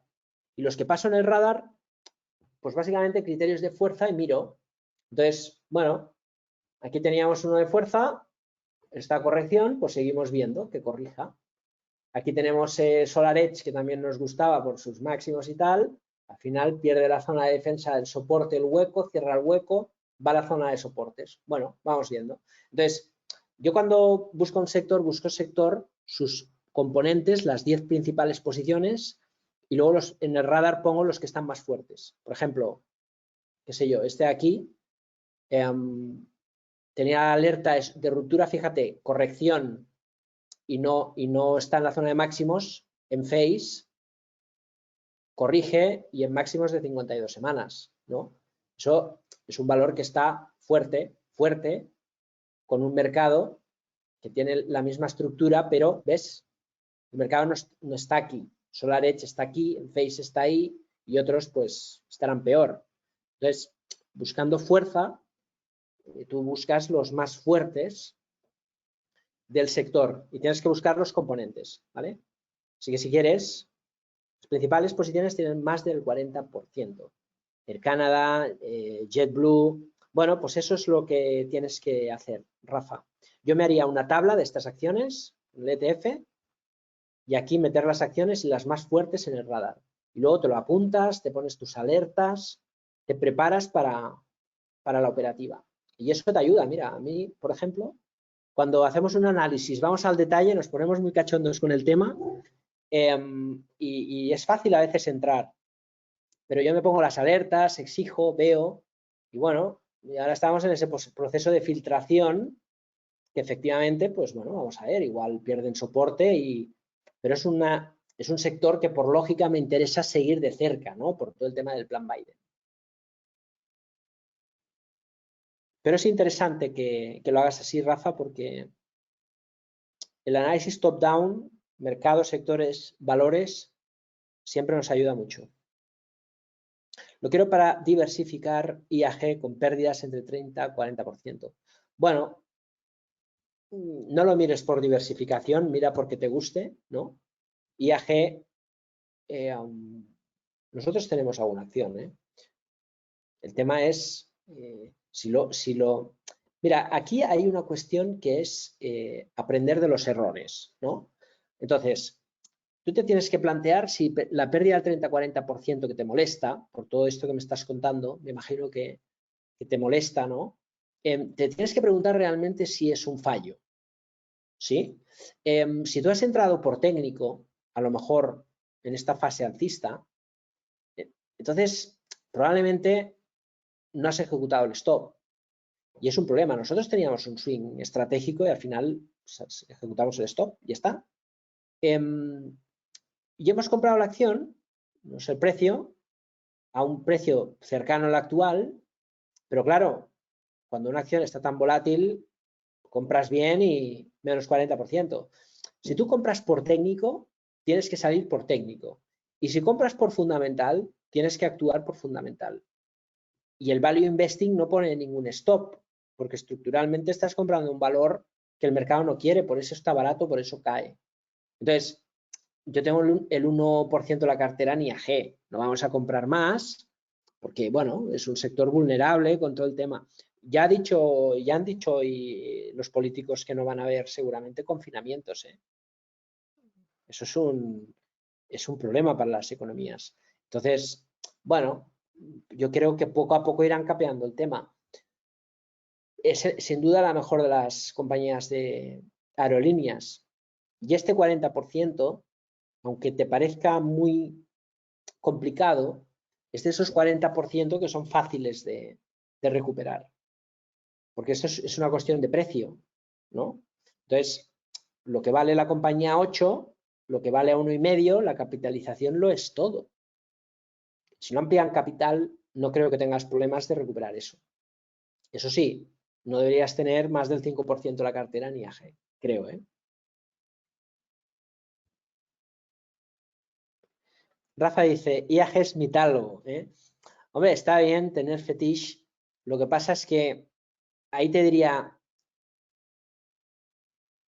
si las condiciones financieras de la empresa cambian, no te enamores de ninguna empresa, ¿eh? El amor se construye en el día a día, no es efímero. Lo efímero no es amor, es a veces bonito y a veces una tortura. Entonces hay que vigilar, ¿eh? Que no nos hayamos enamorado de la persona inadecuada. Me dices opinión sobre análisis y operativa order flow y volume profile. Yo en eso soy muy sincero. Me gusta hablar de lo que sé, me gusta no opinar de lo que no sé y por lo tanto es una materia que no me interesa, nunca me ha despertado interés, desconozco, probablemente conozca lo que muchos de vosotros o menos y no me importa decirlo porque al final me basto con lo que sé hacer. Así que no voy a dar una opinión como podría dar, pero no estaría dando una opinión que os ayudara. Hay que ser humilde en la vida y creo que es una virtud reconocer defectos, virtudes o más que un defecto, puntos fuertes y puntos, no diría débiles, diría puntos de desconocimiento. No es un tema que me interese. Pero bueno, me parece interesante. Lo que pasa es que no tengo tiempo y, insisto, lo que hago me basta. Entonces no tengo necesidad de buscarme otras historias.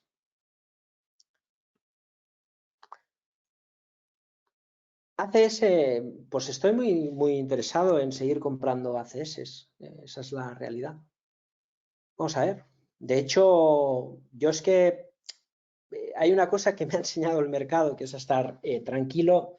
Y aunque tenemos acciones, internamente me gustaría que cayese un 50% para poder comprar más, ¿no? Vamos a ver lo que pasa. Yo creo que con todo lo que viene es un valor que hay que tener. Eso sí, volvemos a lo mismo, ¿no? Técnicamente la acción está bajista, o sea, vamos a ver en qué punto entra.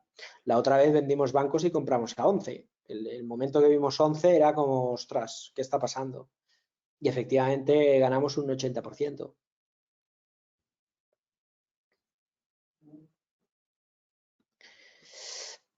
El tema de ACS, lo que sabemos, Juan Antonio, es que en bolsa vale 7.700 millones o 7.000 y ha vendido la mitad de la empresa por 5.000. Y tiene 5.000 millones de euros en caja, que tiene deuda y tal, vale, lo que quieras, pero es 5.000 millones, ¿no? También pasó en OHL, y mira qué pasó. Lo que pasa es que, bueno, ahí había apoyos que flipas, pero no creo que sea el caso. Pero bueno, vamos a ver qué hace con ese dinero Florentino. Desde luego, 5.000 millones sobre una base de 7.000, si reparte dividendo, recuperamos casi la inversión con el dividendo. No creo que lo haga. A lo mejor reparte dividendo para fichar a Haaland. No, sería de un club estado.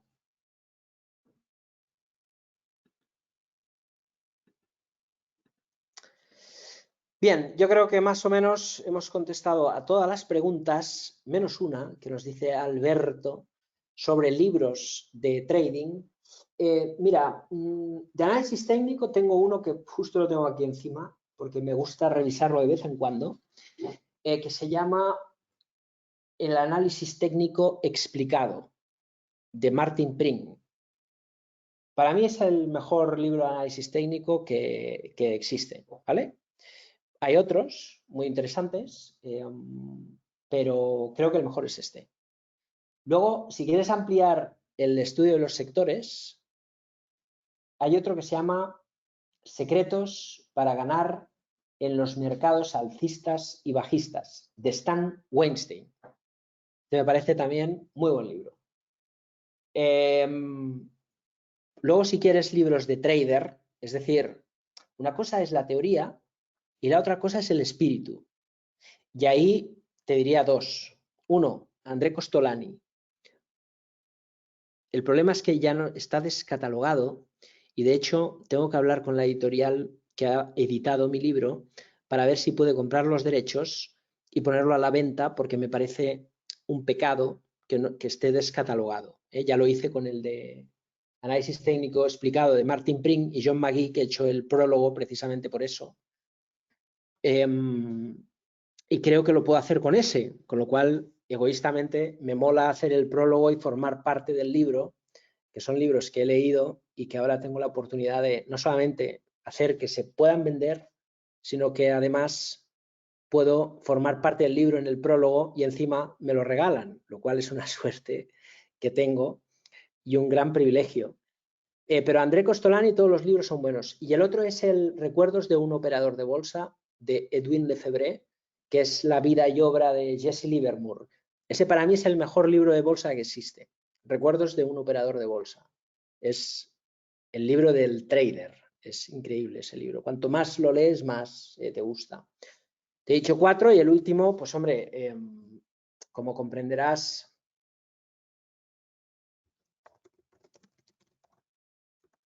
si quieres un libro interesante, que hable de todo en general, que sea ameno, que te hable un poco de psicología de mercado, anécdotas actuales de bolsa, un poco de análisis y un poco de operativa, pues es el mío, que es este de aquí, Ignora la multitud. Es un libro, yo creo, ameno. Afortunadamente las críticas creo que están bien, al menos no me escondo cuando las leo en Amazon. Las malas no son muy malas y las buenas son muy buenas, lo cual pues me da cierta satisfacción. Y el libro está bien. Yo lo he hecho con mucho entusiasmo, además lo he hecho a modo de anécdota, lo escribí en un barco apartado del mundo porque era la única manera de escaparme del día a día, de todas las cosas que hacemos en Black Bear.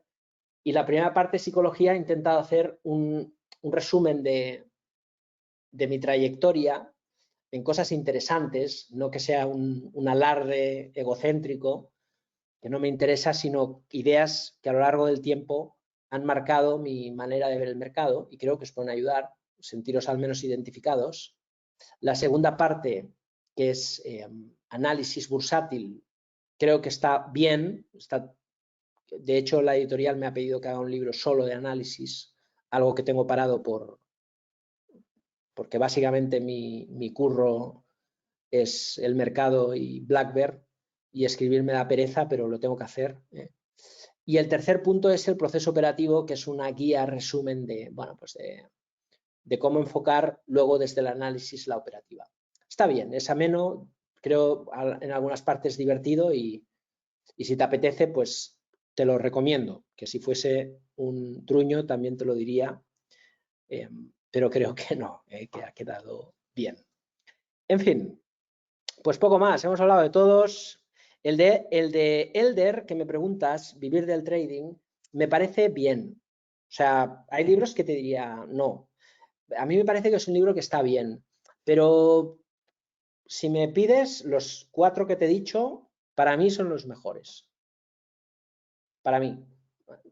Son 4 libros que los 2 didácticos, Weinstein y Martin Pring, aprendes bien porque son didácticos, y luego estos 2. Y si me preguntaras de análisis fundamental, desde luego te diría el de Peter Lynch, sin duda, porque además Peter Lynch es muy cachondo, es un tío muy divertido, muy inteligente, y leer ese libro realmente te lo pasas bien porque aparte de aprender, te ríes.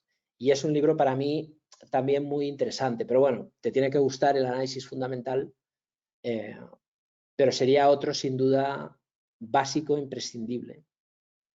Un paso por delante de Wall Street, Peter Lynch. En fin, pues lo dejamos ahí. Creo que, como siempre, hemos compartido nuestra pasión, que son los mercados. Creo que hemos dado respuesta a una pregunta. Es una pregunta sin respuesta, quiero decir, es una opinión, pero creo que he al menos razonado la opinión de debate en Black Bear, que es lo que me interesa, que podamos compartir esta opinión con todos vosotros y que espero que, compartida o no la opinión, al menos os ayude un poquito a desentrañar las dudas que seguro tenéis. Si lo hemos conseguido, pues ya ha merecido la pena esta hora larga que hemos dedicado. Para mí, como siempre, ha sido un placer compartir este tiempo con vosotros. Agradecer a todos los asistentes que ya estáis confiando en Black Bear a través de los cursos, a través del research, a través de la plataforma o del asesoramiento, vuestra confianza, y la gente que todavía no formáis parte de Black Bear y que os venís conectando a los webinars de los viernes, estaremos encantados de abrir las puertas de nuestra casa y seguro que no os vais a arrepentir. Así que nada, un saludo a todos y hasta la próxima.